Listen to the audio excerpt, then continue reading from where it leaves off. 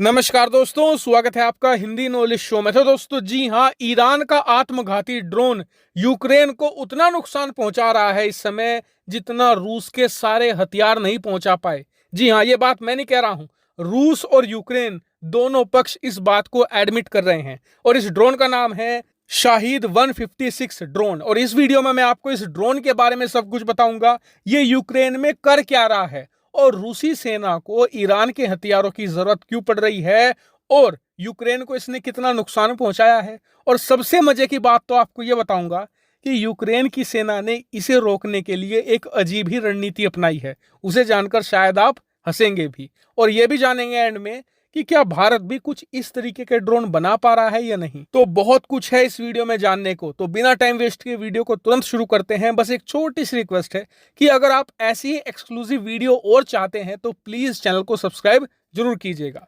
तो दोस्तों, इस पूरे मामले की शुरुआत होती है अब से करीबन 2-2.5 महीने पहले।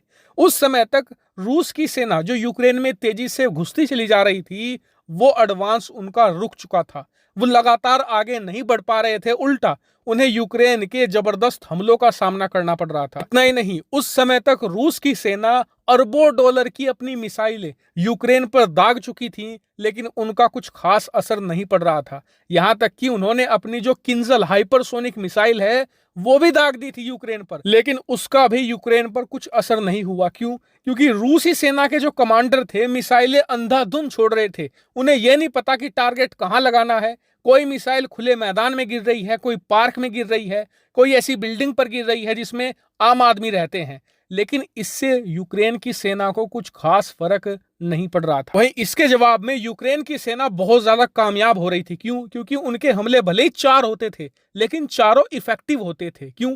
क्योंकि वो इस्तेमाल कर रहे थे तुर्की द्वारा दिया गया बेरख्तार ड्रोन। और इन ड्रोन को यूक्रेन की सेना बहुत ही लो फ्लाई करती थी ताकि ये किसी भी दुश्मन के रडार की पकड़ में ना आ पाए। उसके बाद इसमें लगे हुए कैमरे से बड़ी आसानी से ये पता लगा लेते थे कि रूसी सेना के टैंक कहाँ हैं, इनके जो आर्म्ड व्हीकल है वो कहाँ है, कहाँ पर इनकी छावनियां बनी हुई है।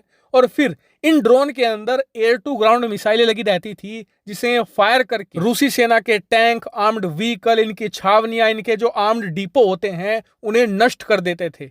और इसीलिए इनके हमले बहुत ज्यादा इफेक्टिव थे। ये अंधाधुंध मिसाइलें नहीं चला रहे थे। और इसी से रूसी सेना ने बहुत बड़ी सीख ली और ये भागे अपने सभी मित्र देशों के पास, चीन के पास गए, ईरान के पास गए कि जी हमें ऐसे ड्रोन चाहिए जो दुश्मन पर जबरदस्त हमला कर सके। अब चीन के पास अच्छे ड्रोन हैं, लेकिन चीन ने देने से मना कर दिया क्योंकि इससे पश्चिमी देशों में उसका बायकॉट हो सकता था। इसीलिए ईरान ने कहा कि जी हम आपको ड्रोन देंगे, हमारे पास एक बेहतरीन ड्रोन है, इसका नाम है शाहिद 156। और ये एक कामिकाजी ड्रोन है। मतलब अगर आप इसे दुश्मन के खिलाफ छोड़ते हैं तो ये दुश्मन के करीब जाएगा, अपने कैमरे से फोटो खींचकर आपको कंफर्म करेगा कि आपका दुश्मन वहां पर मौजूद है या नहीं। अगर दुश्मन मौजूद है तो ये तुरंत बहुत तेजी से दुश्मन के ऊपर गिरेगा और खुद को ब्लास्ट कर लेगा और उस पूरे आसपास के इलाके को भी तबाह कर देगा। और इसकी ये खूबी सुनकर रूस बहुत खुश हुआ और उन्होंने ईरान से ये ड्रोन लेने शुरू कर दिए और इनका इस्तेमाल भी शुरू कर दिया। और इससे रूसी सेना को अच्छी खासी सफलता भी मिलने लगी और इससे यूक्रेन को भयंकर नुकसान देखने को मिला। यहां तक कि अब से 3-4 दिन पहले यूक्रेन की राजधानी कीव में भी जो अटैक हुए हैं, खासकर की जो बहुत ही हाईली सिक्योर इलाके थे, वहां पर जो अटैक हुए हैं वो शाहिद 156 ने ही करे हैं। और इस बात को खुद यूक्रेनी सेना के टॉप कमांडर ने कहा है कि अब से 3-4 दिन पहले जो अटैक हुए थे हमारे ऊपर, करीबन 85 मिसाइल फायर की गई थी, उसमें से हमने लगभग 40 मिसाइलें जो कीव पर गिर रही थी उन्हें रोक लिया था। लेकिन शाहिद 156 ड्रोन ऐसा था जो हमारे रडार के सुरक्षा घेरे को तोड़ने में कामयाब रहा और हमारे सेंसिटिव और बहुत ही डीप इलाकों में स्ट्राइक करने में कामयाब भी रहा। लेकिन अब जरा सुनिए कि कैसे यूक्रेन की सेना बहुत ही अजीब तरीके से इसे रोकने की रणनीति अपना रही है। दरअसल वो कह रहे हैं कि इस ड्रोन का जो टोटल वेट है, वजन है, वो 200 किलोग्राम है। इसकी जो पंखों की चौड़ाई है वो 2.5 मीटर है और इसी वजह से इसकी रेंज काफी ज्यादा है, लगभग 2500 किलोमीटर। यानी कि बहुत ही दूर से बैठा हुआ सैनिक इसे कंट्रोल कर सकता है और ये बहुत ही ज्यादा लो फ्लाई भी कर सकता है, जिस वजह से रडार इसे पकड़ नहीं पाते।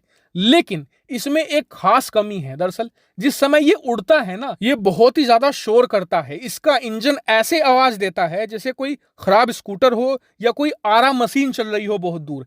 इसीलिए इसकी आवाज आप काफी दूर से पहचान सकते हैं। इसका ये बहुत ज्यादा शोर करना ही अब हमारे लिए फायदेमंद साबित होगा। दरअसल अब यूक्रेन अपने हर एक इलाके में सैनिक तैनात करेगा, जिनके कंधों पर पोर्टेबल एयर डिफेंस सिस्टम होंगे, मेनली स्टिंगर मिसाइल होंगी। और जैसे ही शाहिद 156 यूक्रेन में एंटर करेगा और जिस भी इलाके में सैनिक को ऐसी आवाज आएगी ना, वो अलर्ट हो जाएगा और आसपास देखेगा कहीं ड्रोन है या नहीं। अगर ड्रोन दिखता है वो तुरंत स्टिंगर फायर करेगा और ड्रोन को मारकर गिरा देगा। और आपको बता दूं, पिछले 2 दिनों में यूक्रेन का ये एक्सपेरिमेंट काफी सफल भी हुआ है। इन्होंने 4 से लेकर 5 ड्रोन मार भी गिराए हैं। लेकिन अब आप सोचिए कि ये ड्रोन आवाज ना कर रहा होता और ये बहुत ही साइलेंट होता, तो इस ड्रोन को रोक पाना यूक्रेन के लिए बहुत ज्यादा मुश्किल हो जाता। अब आप सोचिए कि ऐसा ही ड्रोन भारत के पास हो।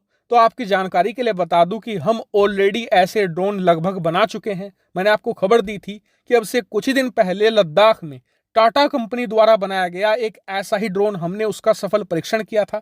हालांकि वो साइज में अभी छोटा है, उसकी रेंज भी कम है, लेकिन धीरे धीरे हम उसकी रेंज 100 से लेकर 200 किलोमीटर ले जाएंगे। उसके बाद 1000 किलोमीटर का बैरियर तोड़ेंगे। इसके अलावा भारत की एक और कंपनी है इकोनॉमिक एक्सप्लोजिव लिमिटेड, वो भी ऐसे ही ड्रोन बनाने में काम कर रही है और भारत की डीआरडीओ भी लगी हुई है। यानी कि लगभग हम ये ड्रोन बना चुके हैं, 1-2 का सफल परीक्षण भी कर लिया गया है। हालांकि इस पूरे मामले पर आपका क्या मानना है, कमेंट करके जरूर बताएगा। फिलहाल इस वीडियो में इतना ही। Thank you very much for watching video.